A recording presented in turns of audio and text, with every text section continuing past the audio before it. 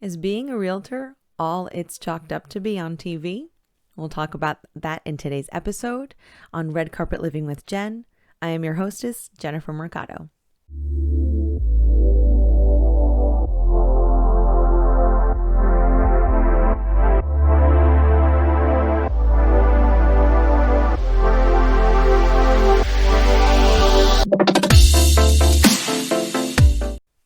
Welcome back for another episode of Red Carpet Living with Jen.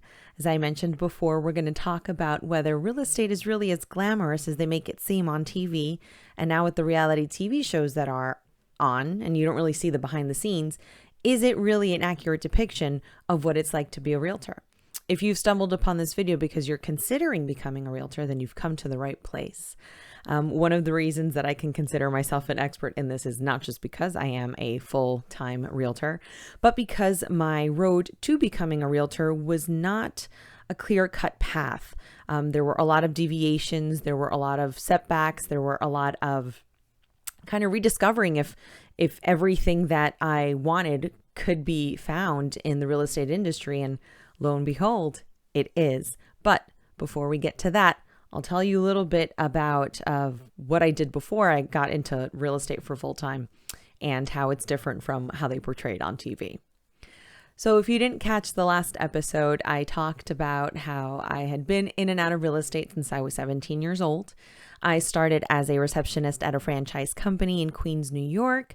From there, I ended up working for the attorney that handled a lot of our closings. From there, I went on a hiatus so that I can finish an internship in college. And then after that, I found myself back in real estate as a personal assistant for a vice president for an acquisition company. So it wasn't one of those things where I intended on ending up, but I think the way that I got here makes it all the more worthwhile because I'm prepared to deal with a lot of the things that I didn't know were going on behind the scenes in real estate, which is why it's so interesting to see all the reality TV shows and, HGTV and all the other kind of expectations of what it's like to be a realtor. And then people who become realtors within the first few years decide that it's not for them because there's so much more that goes on behind the scenes that they don't see at first. So for me, because I had worked in an administrative background, because I had seen the ins and outs from the back end, I had decided I did not want to be a realtor. It was a lot of work. It was a lot of working with customers. And again, I was 17, so I was a teenager. I like to consider myself mature for my age, but I think even 17-year-old me saw that I didn't necessarily have the personality to deal with, the stress that can be induced with transactions and kind of working with all different people from all different walks of life. So at 17, I was like, well, this will be my first job, and then I'll never do real estate again. And then I continue in real estate.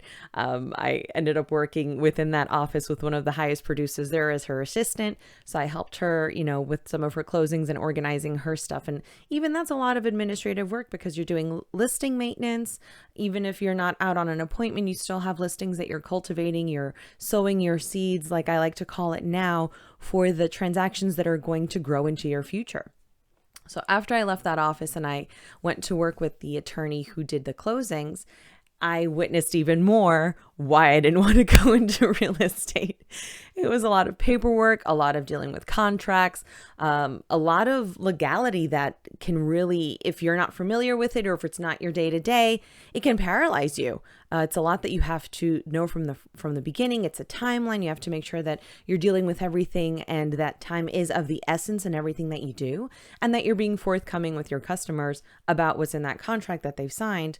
Even though there is an attorney that can work with you, you're the face for that legal document that they're going to sign. So that was a lot of pressure. And at that moment, I luckily had to take some time off to complete an internship, actually with the Public Advocate of New York at the time. In college, I went to John Jay. So there was public service within the political realm that also took up some of my time. So I took the time off. I went, to college. I finished my degree. And then after that, a few years later, I found myself back in real estate, but this time as an executive assistant. So really just looking at the personal aspects of somebody who is a business and is, a CEO of everything that they do. And At that point, I still wasn't sure if it was something that I wanted to do. I felt myself torn between education and real estate, and education won until we moved to Florida. And then coming down here and really deciding that, yeah, real estate is what I want to do. I want to get licensed. I feel that there was a lot that I still wasn't prepared for while I was sourcing out schools and brokerages and where it is that I wanted to work. Luckily, I made friends with a fantastic real estate agent. Wendy, if you're watching, you're my girl, who helped me out knowing the differences between real estate in New York and real estate in Florida. So she let me know that her office had a scholarship for new agents, that they would train in Florida real estate so that you can stay with the company and grow and learn with them. But even that, looking at other schools, it's pretty expensive. So one of the things that I want to let you guys know, if you're coming onto this video because you are thinking about becoming a realtor and because it looks like a lot of fun, I'm happy that you stumbled onto this one because yes, it does ultimately get to be there, but there are some things that you have to decide in terms of what type of realtor you want to be for what the business is going to look like for you. So if you're one of those people who maybe are not sure and you want to do this as a side hustle first, there's a lot of work that gets involved in it. And this as your side hustle almost loses out because you're not fully in it since you have income maybe coming in from somewhere else. You've got different places where your attention can be divided. But when you decide to do this full time and this garners all of your undivided attention, it also garners all of your undivided expenses as well. There's the schooling that's involved. There's the licensing that you have to apply for. There's the application fee for the state. There's the testing that's involved. Then after that, if you're working with a brokerage who charges for paper or, any sort of marketing materials, then you're putting money up for that as well. If they're an office that allows for floor time, maybe you'll have exposure to some customers right away. But if you're not, then you have to figure out what you can do within your sphere of influence to let people know, hey, I'm a realtor now full time. This is what I do, and this is what I'd love to help you with. So definitely consider how much it's actually going to cost you, not just in time, but in money, to focus your efforts and your attention into real estate. That's something that when I first started, I tried doing this as a side hustle, and it was not successful for me. I could not find myself allocating the appropriate amount of time that I needed to this business and to this industry to really grow it to what I'm growing it to be now. So that was something that was kind of a learning curve, in addition to getting pregnant subsequently with my daughter and then my son after. So all of that kind of was just a personal decision. But it worked out well because I found that during my maternity leave, that's when I can focus on real estate and really decided that that is the direction that I wanted my life to go in. It helped having kids too, because it really refocused how much time I wanted to dedicate, not just to either another job in real estate, but to real estate as well. My children are young, so my daughter's turning 3 in about 28 days.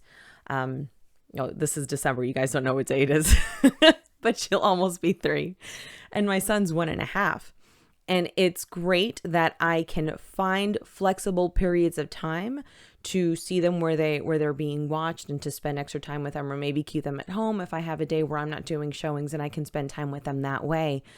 It does lend to flexibility in that sense, but you are almost on the clock 24/7, depending on what your customer base is and what availability you've given them for you to be available to do, whatever it is that you need to take care of with them.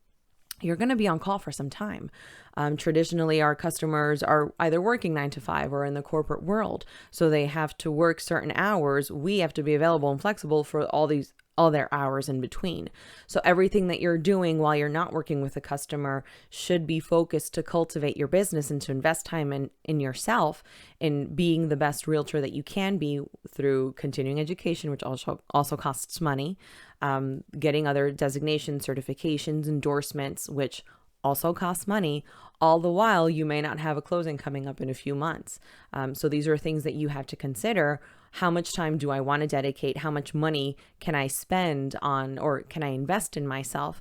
in this endeavor, and what would I be comfortable in with the return? In one of the videos that I had on my Facebook page, I talked about reasons not to become a realtor. And one of the things that I failed to mention is, well, when I did the pros as to why you should, is you get to decide how much money you make. If you are doing this as a side hustle, then you don't have to focus on it 100% because you have something else. But like I said, to really see this business grow, you do want to be in a position where you can focus yourself 100% on this and nothing else. And for those who know me, I've always had 2 to 3 jobs. And this is, I think, the first time in my life where this is what I'm dedicated to. This is what my employment is. This is what I want to focus on in an industry when it comes to work. So if you're deciding that this is going to be your side hustle, it may not afford you as much money as you'd like. If you want it to be your full-time hustle and you have to go all in all the time, then you can make as much money as you'd like. It's constantly selling yourself, selling your offers, selling your services, which is not sleazy, by the way. I like to think about when I'm selling either an offer or, services to somebody who's interested in real estate, I feel empowered doing so because I have something to offer to that person. Whether they want to purchase it or not, that's fine. That's ultimately on them. And I hope that I provide an experience that customers that have already worked with me continue to refer other people to continue to work with me. So it's one of those things that if I'm putting forth an offer and if I'm letting you know what I'm capable of, what I'm available for, and if that's something that you want to work with, then perfect. I'm going to continue to sell that, or I'm going to continue to offer that so that people know I have a professional expertise to share with everyone. So if that's something that makes you comfortable, or maybe it's something that makes you not so comfortable, then I would also relook at that question of if this is a career for you. There is an extent of visibility that you have to be comfortable with in order to get you to the level of success that you want to be in. Which actually leads me to the point that I started with, how glamorous it looks on TV to be a realtor. The behind the scenes work of content creation, of preparing for videos, of education, certifications, designations, webinars, office hours, if you're doing floor time, internal office meetings, all of that takes a lot of time, and reality TV can be scripted and can also be edited. Whereas if you're doing this day to day, you have to account for every single minute and second that you are allocating to this business so that you make sure you're getting back the result that you want. Everybody can have their own definition of success and productivity, but to an extent, you're the person that gets to choose. So if you're deciding that you want to attain a high level of success, there will be a high level of work that can be done.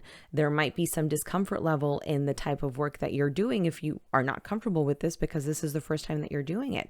You have to learn within yourself what you're okay with and what types of discomfort you're willing to feel in order to become exposed and visible and selling yourself and getting people to know you on a different level than your friends and your coworkers do now.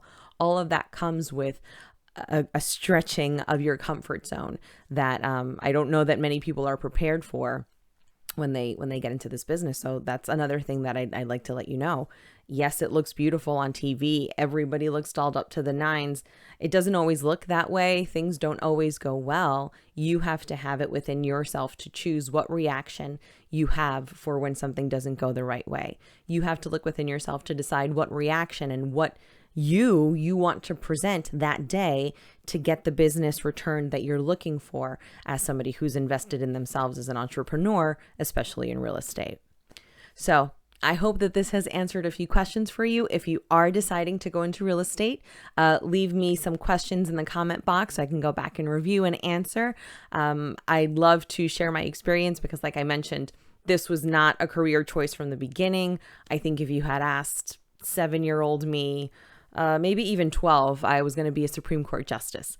And now I am finding myself that I have different talents and skills that I want to share. And I feel that in real estate, it really encompasses a platform for me to share all of that with you and with everybody who's around me. So thank you very much for watching. If you have not done so already, subscribe, like, follow. Check me out on some of my other social media platforms.